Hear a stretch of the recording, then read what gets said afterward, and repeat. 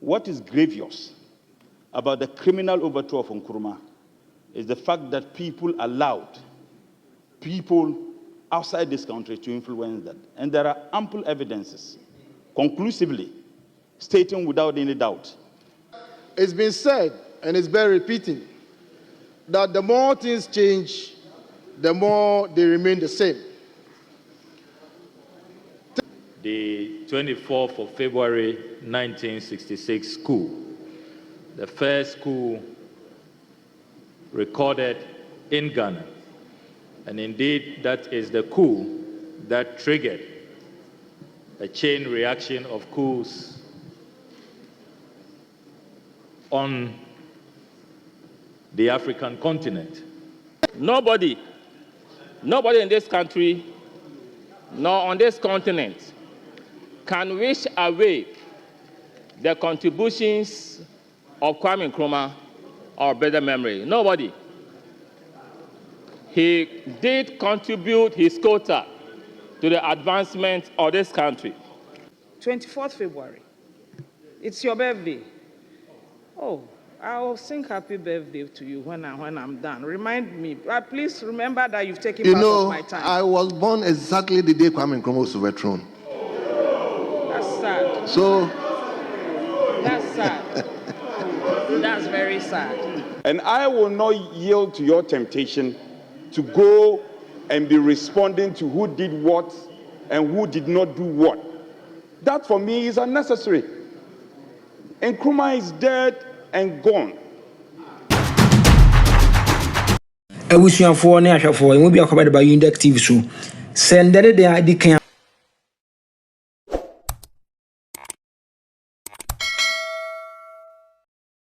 Honorable Edem Potosu, please, that's the last statement we are taking for the day. So, even though I think the statement should have read yesterday, the statement should have been read yesterday. Mr. Speaker, anyway.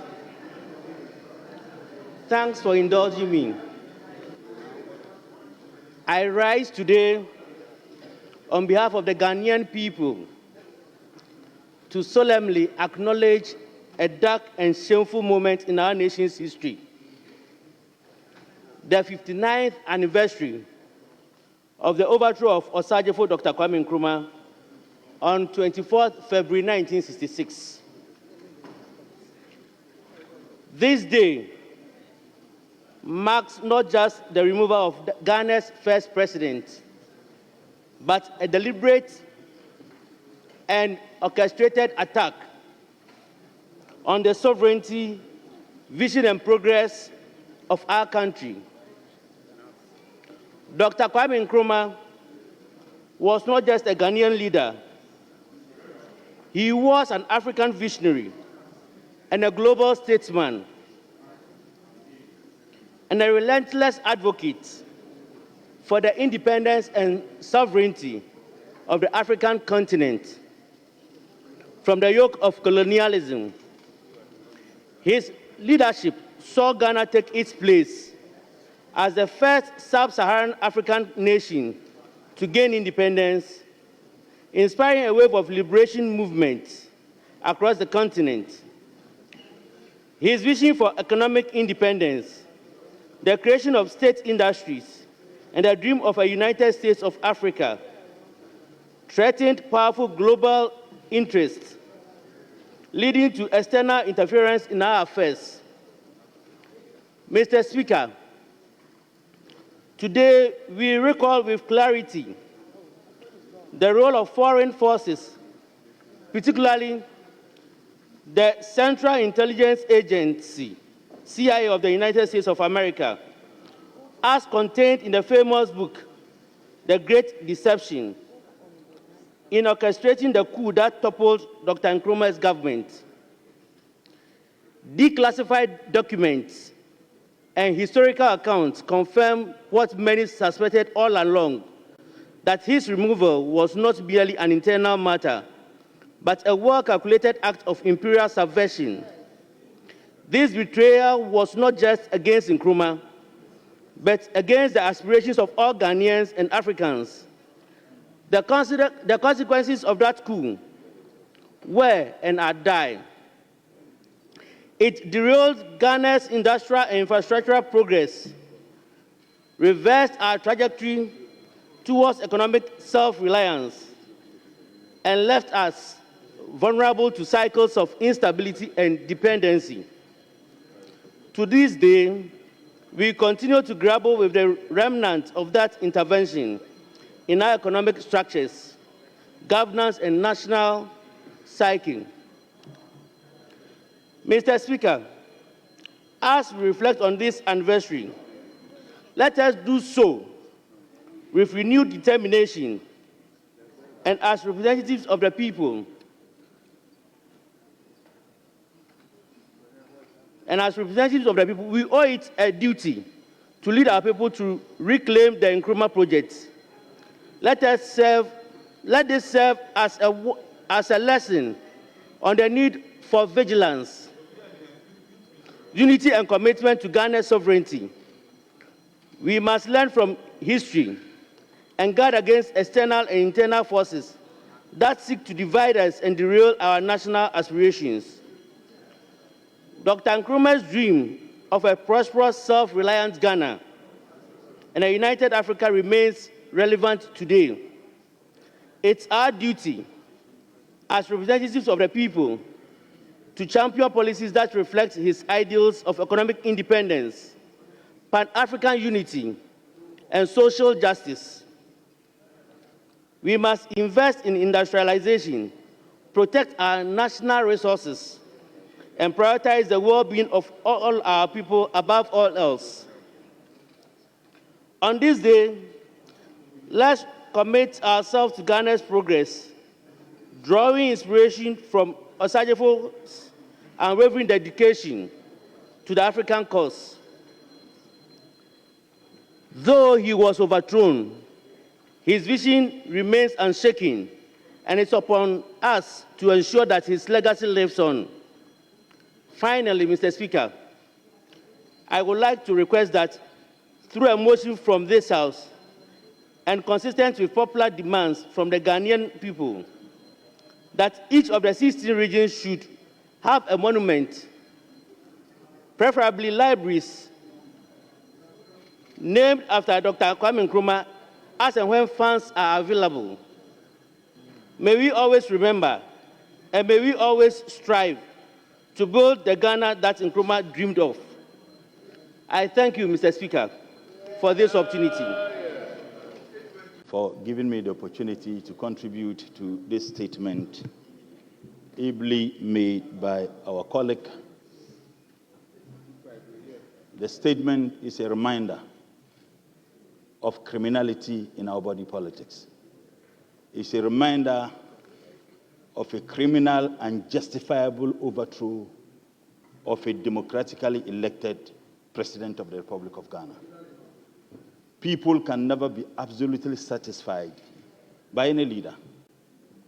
The immediate past government, people were not satisfied by certain decisions. And of course, even this government, people may not be satisfied with certain decisions taken. But that is not a license to torpedo, truncate the democratic processes. What is grievous about the criminal overthrow of Nkrumah is the fact that people allowed people outside this country to influence that. And there are ample evidences, conclusively, stating without any doubt that the overthrow of Nkrumah was not planned in Ghana. It was planned by the people who felt we needed to still come into them, bowl in hand, so that they can dictate to us how this country is governed. Nkrumah said he won't do that. It is shocking that there have been subtle attempts to justify the criminal act perpetrated by certain people in this country by using certain policy interventions of Nkrumah. Show me one single thing Nkrumah did without passing through the due process of law. Even the PDA, which indeed has been repudiated and condemned by many of our friends, cannot question the legality of that action. It was an action that was taken by the Parliament of Ghana. And it is amazing that this attempt to find justification to an illegality for me is laughable, to say the least. Don't judge me by my height. Judge me by the depth from which I began, and you would understand the justification in taking certain actions Nkrumah took. There were certain cities in this country Nkrumah, as the sitting president, could not travel to. Certain cities in this country. You had a woman in Kumasi who they used pestle to pound at the private part of that woman. And you know the woman's crime? She was only a member of CPP. So at that time, and interestingly, people who are now condemning one-party state, they were hailing another leader who had passed one-party state. Efobwanyi was their hero, yet they are condemning one-party state. I think that the hypocrisy in our body politics ought to be avoided. Nkrumah is the founder, the only founder of the state Ghana. I have heard, Mr. Speaker, I have heard people who have even argued that the big six, there are big six. Maybe perhaps they do not appreciate the day that so-called big six came to being. It was after the 1948 riot, when Ghanaians, ex-servicemen, who fought a war that had nothing to do with them, and promises were made to these Ghanaians by the so-called colonial masters. When they were making demand, there was a military leader of the British called Major Imrie, who instructed those ex-servicemen to be gunned down. That occasioned a riot. At that time, Nkrumah was at Salt Pond. When people were round up, all the so-called fights, which added to Nkrumah, when they were interrogated, they said they didn't organize it. It was Nkrumah who organized it. At the time when the 1948 riot happened, Nkrumah was not even in Accra. They said they never participated in the 1948 riot. Yet they want us to call them Big Six. So, Mr. Speaker, there is nothing like Big Six. There was only one, and that one is Osajefo Dr. Kwame Nkrumah. Right, Honorable Speaker, it is important. Thank you. Oh, Mr. Speaker. Thank you. 5 minutes. Let me conclude. Conclude. Mr. Speaker, what is hurtful?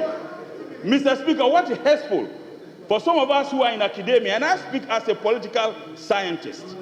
Mr. Speaker, Nkrumah has gotten people to write an African encyclopedia. On the campus of a university, I have acquired 3 degrees.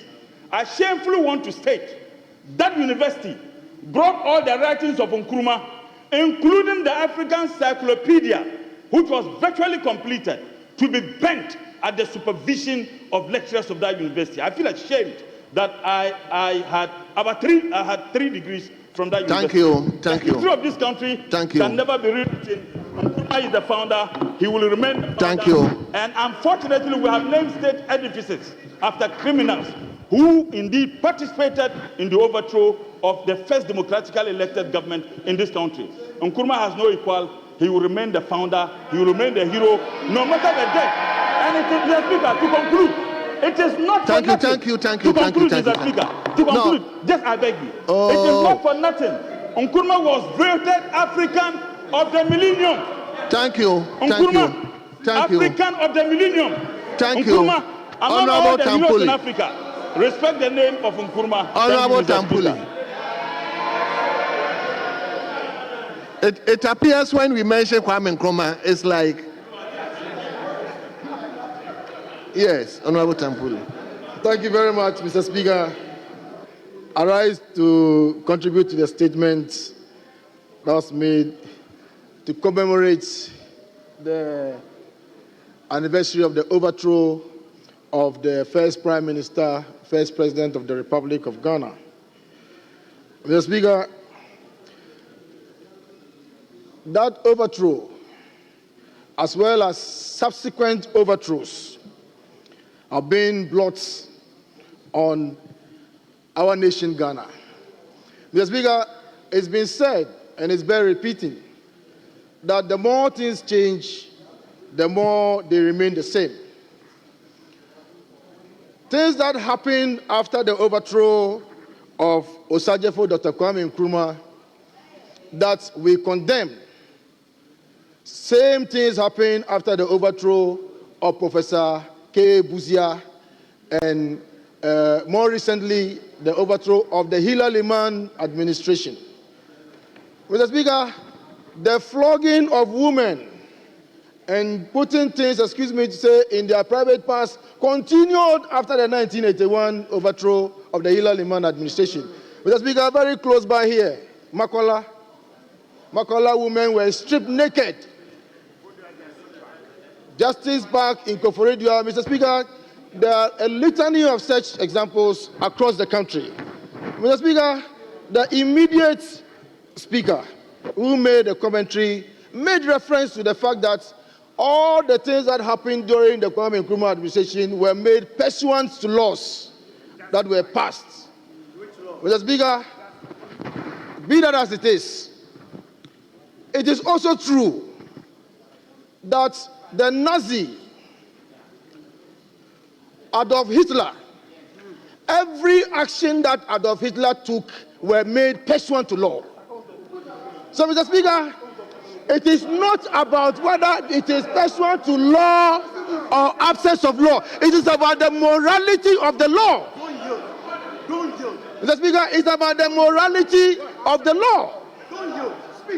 So, Mr. Speaker, when you make reference to law, everything that we spoke about this morning is made pursuant to a certain law. So, Mr. Speaker, yes, indeed, we are not happy about military overthrow. There are excesses even in our democratic experiments. There are excesses. It does not call for military interventions. Mr. Speaker, we have had, military interventions across the West Africa sub-region. And one would have thought that in this day and age, military interventions will be things of the past. But, Mr. Speaker, we still have, coupists, taking the reins of power in Niger. We have in Burkina Faso, Mali, Guinea, Gabon, and so on and so forth. So, Mr. Speaker, when we celebrate and commemorate days like this, it also reminds us that we must all roundly condemn coupists who are still in our midst, even up to today, and not give them room to operate. We don't have to give them the kind of recognition that we are giving them now, unless, of course, we are saying that what happened in 1966 is something that we are going to be very proud and happy about. Mr. Speaker, I thank you for the opportunity to make you very much. Some short comments to the statement. Thank you very much, Mr. Speaker. Honourable members, the first time is, let me remind you, tomorrow is the backbenchers' day. So rest for tomorrow. Tomorrow I'll give you enough time to do whatever you want to do. So let me invite the Minister for Foreign Affairs to comment on. Well, thank you very much, Honorable Speaker, for the opportunity to contribute to this solemn statement. The 24th of February 1966 coup, the first coup recorded in Ghana. And indeed, that is the coup that triggered a chain reaction of coups on the African continent. Mr. Speaker, after the 24th of February 1966 coup, the jury has returned that the Osagefo Dr. Kwame Nkrumah is the best leader that this continent has ever seen, and indeed ranks very highly as one of the best leaders the whole world has ever known. Mr. Speaker, the maker of the statement, my good friend, the Honorable MP for Ho, the Honorable Edem Kotosu, has to be commended as a first-time member of Parliament for commemorating this day. And indeed, I would like to encourage him to institutionalize this commemoration so that every year we shall be remembered all of us ought to remember that 24 February 1966 is Ghana's day of shame. It marks the darkest hour in the history of our country. By 24 February 1966, what Osajifo Dr. Kwame Nkrumah had achieved in education, in energy, in infrastructure. Indeed, the analysis has been done that a lot of the first world countries today, they were nowhere near Ghana in 1966.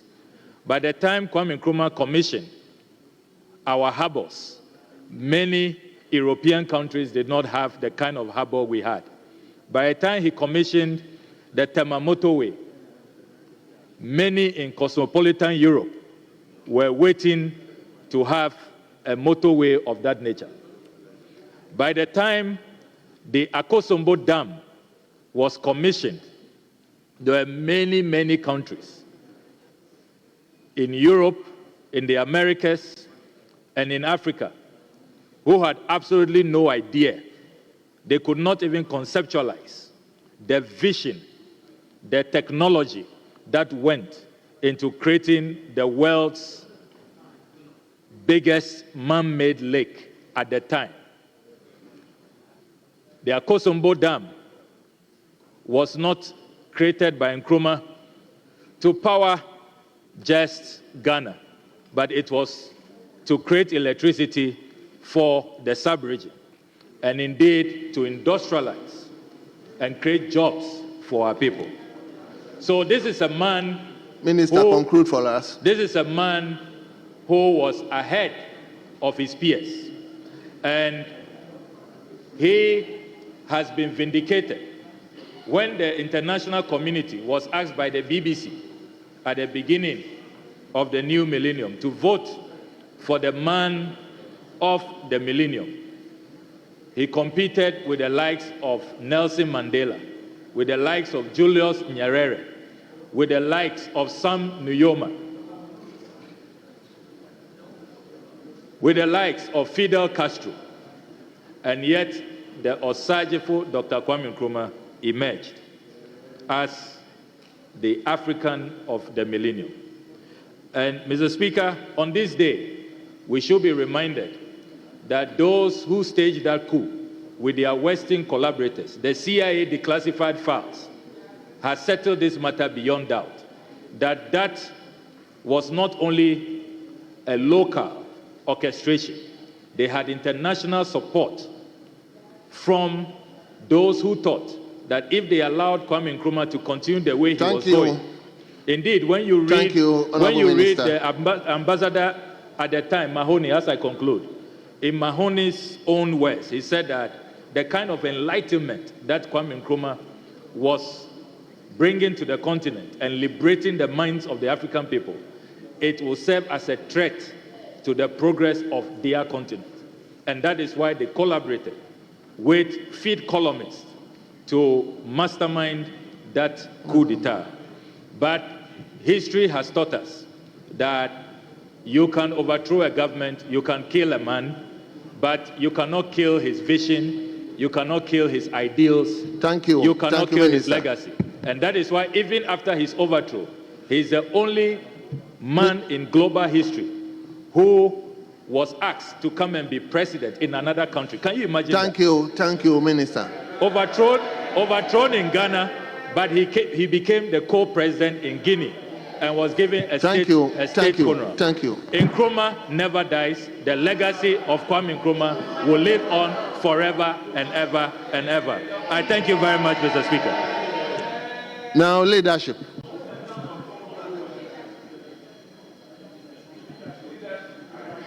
I said 2-2, and we've done 2-2. So,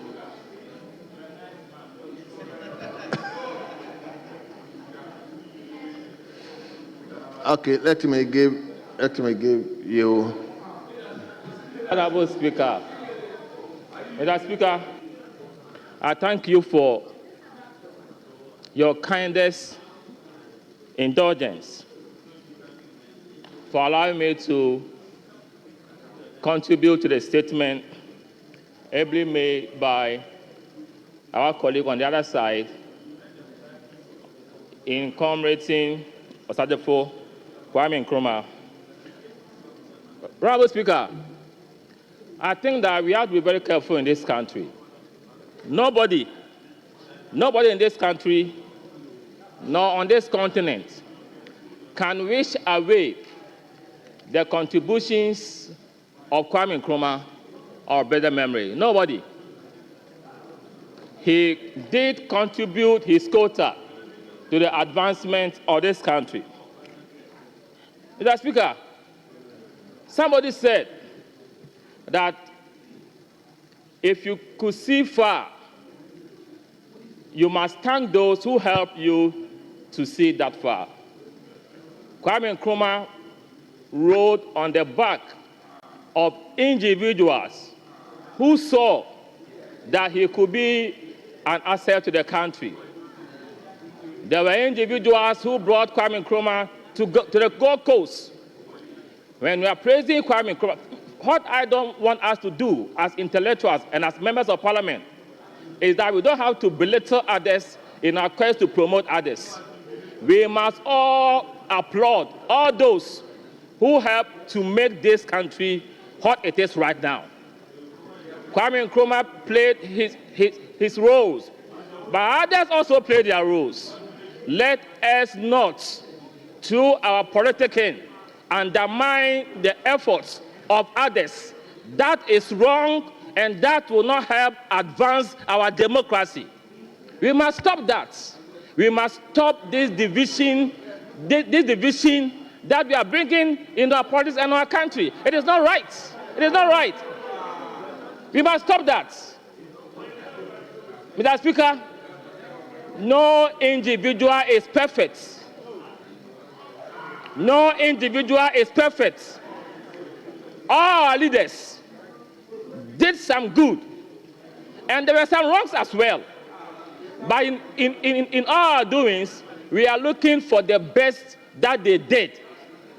And that should occupy our minds when we are making submissions. I will never, regardless of the mistakes or errors that Kwame Nkrumah made, to paint him black. I will never. Because he was a good man, and he did his best. The same thing applies to J.B. Dankwa and the others. And when you boldly say that Kwame Nkrumah is the founder of this country, I will contest you on that. Thank you, I won't Professor contest you on Nyako. that, but I will tell you that there were a lot of people who helped this country to obtain independence. Thank you, Professor Nyako. There were founders who built this country. Let us praise all of them. Let us identify their unique strengths, and let us stop the political Thank you very much. And let's stop the political hatred. It will help nobody. Mutala, it will not help nobody. Respect those who also help this country. Respect J.B. Dankwa. Respect Akwaje.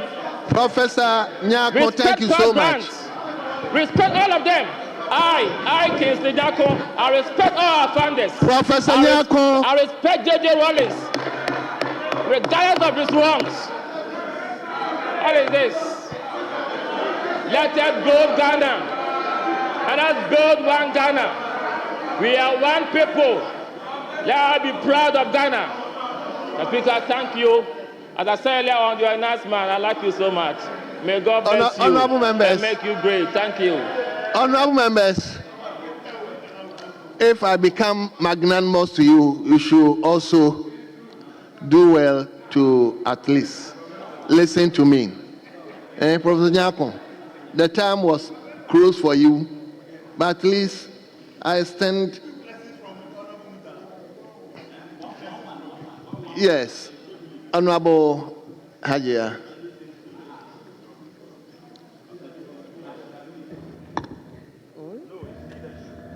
Thank you very much. Thank you very much, Mr. Speaker. Thank you for the opportunity to contribute to the statement made by my colleague on this very, very, very important subject of the coup d'etat of 24th February 1966. Mr. Speaker, many Ghanaians have held the view that 1966, 24th February, was the day. 24th February. It's your birthday. Oh, I'll sing happy birthday to you when I'm done. Remind me. Please remember that you've taken part of my time. I was born exactly the day Kwame Nkrumah was overthrown. That's sad. So that's sad. That's very sad. Let's hear you. So, Mr. Speaker, that day was a very, very sad day for humanity. And it was a sad day for humanity because Kwame Nkrumah's vision and influence transcended the borders of this country. It transcended the borders of Africa. And it had impact to the Western world. But we woke up to that sad development. 59 years later, we are still reeling under the dire effects of that unfortunate situation. Mr. Speaker, self-introspection is a form of healing. And so when I hear some of my colleagues contributing and advocating that some other people have to also be recognized, that it means they are still living in the past, Mr. Speaker. So very sad that we've come 59 years after this development that set our country and our continent back.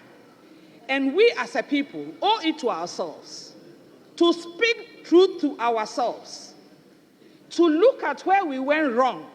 That's the only way we can correct. If we insist that we did right on 24th February 1966, then I'm afraid to say, Mr. Speaker, that there is no light at the end of the tunnel for this country. And I want to encourage all my colleagues here that it is time for introspection. We don't have to look far, Mr. Speaker. On my way to Parliament this morning, I was tuned to City News. And City News, the panel there were discussing this unfortunate day in our history. And they made very, very serious observations that at the time Nkrumah was overthrown, most of the people he thought were his loyalists abandoned him. That some of them even came round to the regime that had overthrown him, pledged their support and loyalty. I want to believe that even if those people are not alive today, their children and their grandchildren are alive in this country. And they will appreciate the treachery of this group of people who worked with other civilizations to overthrow so far the best government that this country has ever had. Sunday, Mr. Speaker, I was celebrating my uncle's 85th birthday. And Tina Peggy Donko of GTV was there because my uncle, a retired colonel, was at Juba Villas with them. And she made a very important point when we interacted. She said in the mid-80s, it was okay for her father, Colonel Donko, and my uncle, Colonel Brima, to bundle all the kids to Damangu Secondary School for secondary education. Mr. Speaker, why was the reason? The reason was that Dr. Osajifo, Dr. Kwame Nkrumah had ensured that there was a certain quality of education across the board in the whole country. That it didn't matter where we went to school. We didn't have A schools and B schools and C schools. We all went to school and we received quality education. His Ghana Education Trust is akin to His Excellency President John Dramani Mahamad's e-school project that brings education to every community. Mr. Speaker, let me remind Ghanaians of one important virtue. Honorable member, of don't abuse my magnanimity. When we went to secondary school, you heard You heard Honorable Afenyo-Markin, Honorable, the minority leader, speak Ghana to my sister Honorable here Hajia. at 13 yesterday. And he was surprised that she could speak Ghana. At another time, he spoke Chi to Honorable Harun Edrisu, and he was surprised that he could speak Chi. Mr. Speaker, Honorable members, we went to school as a unit, as Ghanaians first, before, and this is all thanks to the Osajefo. Honorable members, thank you for the opportunity, Mr. Speaker. I am marking all those. Should I still sing happy birthday to you? Happy birthday to you. Yes, let him come to leadership. So if he can extend.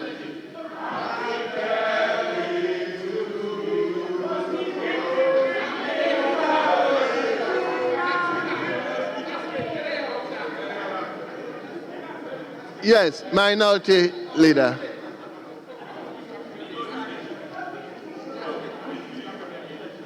You want to do what?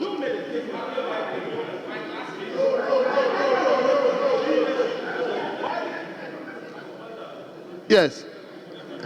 Speaker, let me commend the maker of the statement for bringing this matter to the fore and also reminding the House on such an important day in the history of our country.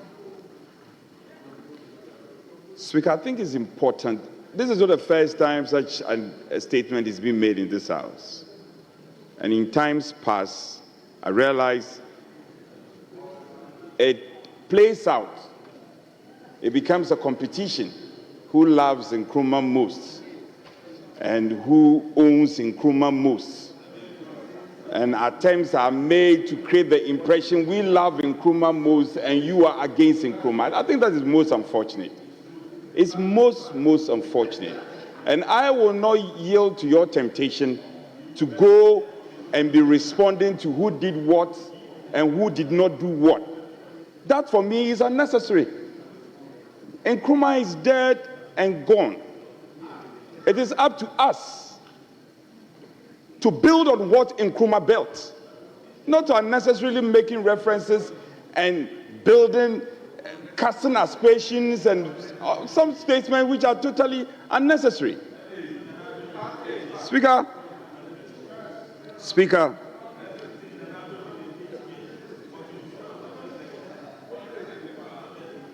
would he also Honorable listen to Motala. us? When you were speaking, we will listen to you. Speaker. Motala, nowadays you are not like ordinary member. No. Now you should consider yourself as a minister, please. Yes, Honorable. Speaker, Nkrumah's sense of Pan-Africanism is known, is respected globally, what he stood for. We all know it.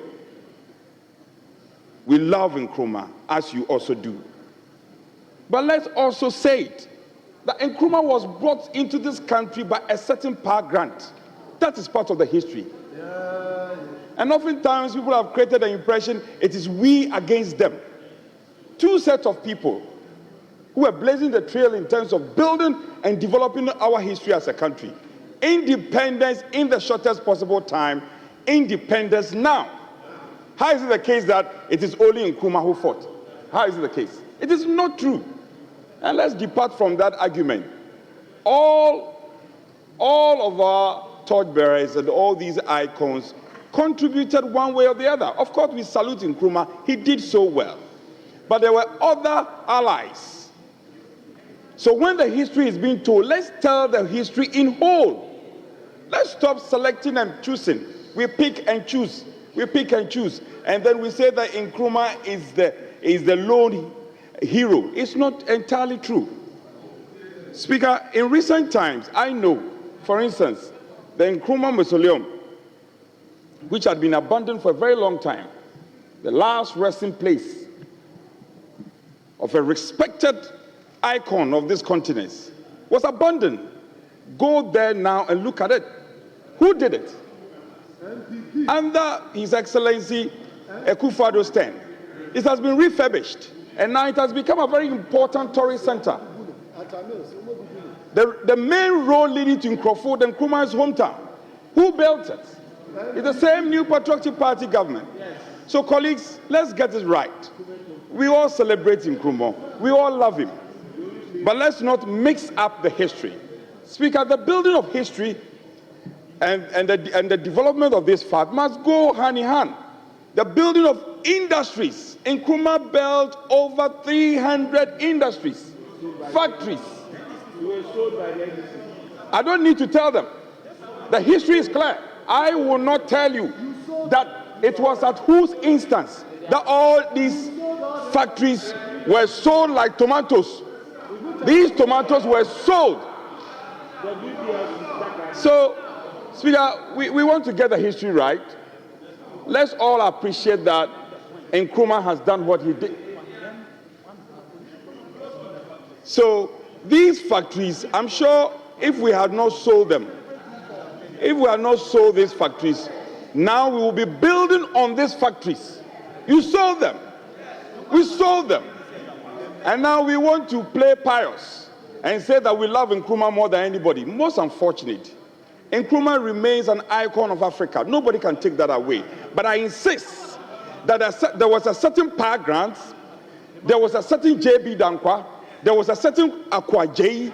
All these people contributed to the development of Ghana, the emergence of Ghana. All these people contributed. So, Speaker, then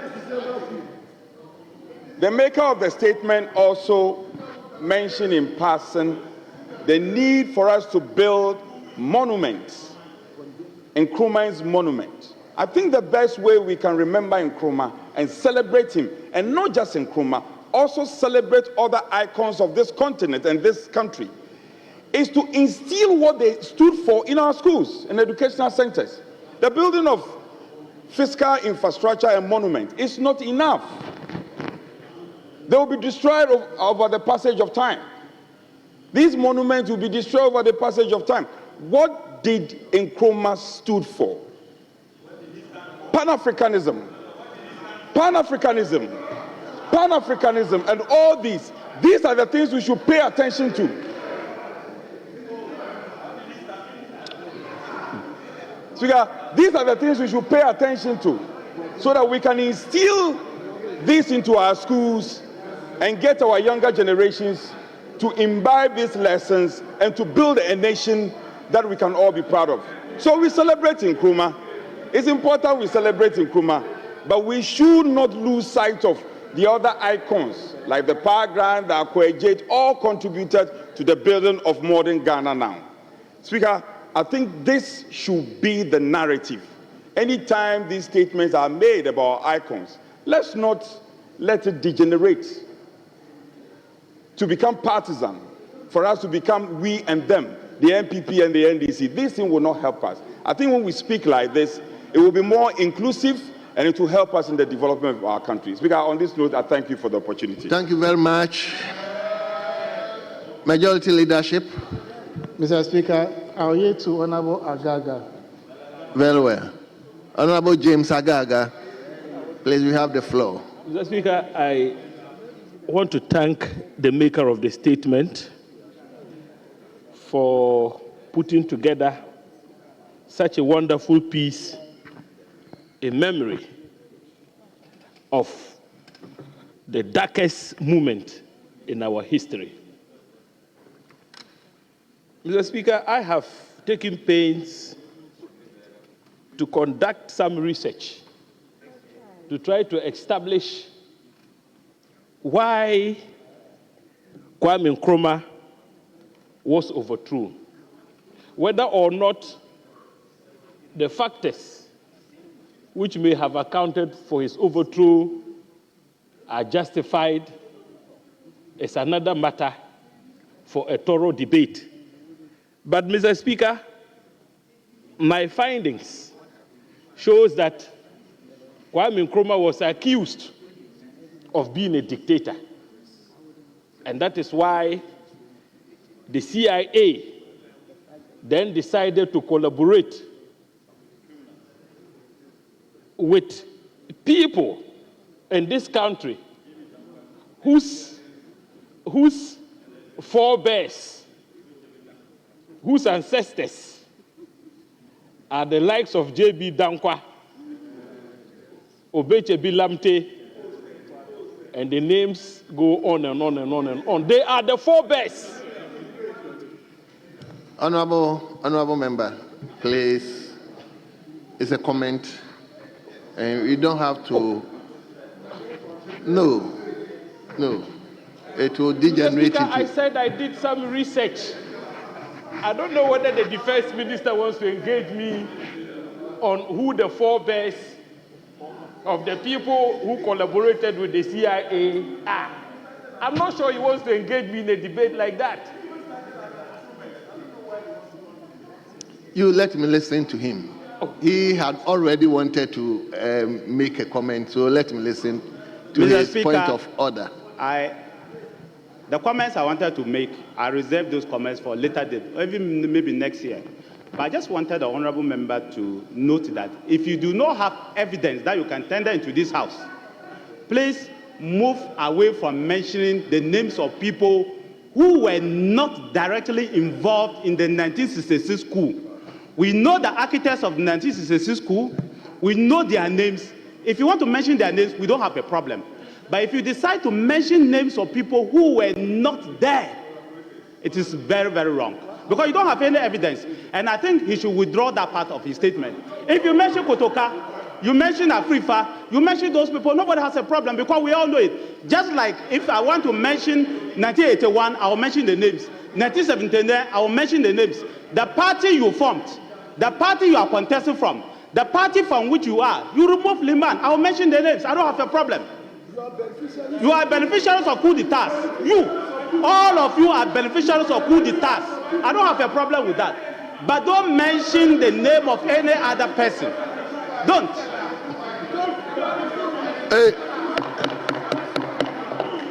Honorable Motala, please. Yes, honorable member. But honorable member, do you have evidence of the names you mentioned? Mr. Speaker, I mentioned Obechebi Lamte, and he says I should furnish this house with evidence.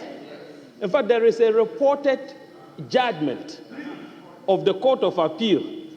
Do you know what? Interestingly, one of the justices who presided over the conviction of Obechebi Lamte in absentia was Akufo-Addo's father. The conviction was related to acts of terror, which subsequently resulted in the commission of further acts of terror, leading to the overthrow of Nkrumah. So don't go there. Don't go there. Further research indicates that J.B. Dankwa was certified as a collaborator of the CIA. And it is the CIA which eventually overthrew Kwame Nkrumah. So don't ask me to furnish you with evidence. If you do, you open a can of worms. But Mr. Speaker, let me return to my contribution. Yeah, contribute and conclude, please. We've taken a lot of time. Mr. Speaker, I was interjected by the other side. So please, James, go ahead. Mr. Speaker, Kwame Nkrumah has been criticized wrongly as leading a dictatorial government, which made it practically impossible for Kwame Nkrumah to be overthrown through the power of the thumb. But, Mr. Speaker, the history is very clear. Starting from 1951, after Kwame Nkrumah broke away from the UGCC and founded the CPP, the CPP led by Nkrumah routed the UGCC and its subsequent, offshoots in successive elections. Starting from 1951, they were routed. In 54, they were routed. In 57, they were routed. And in 1960, they were routed.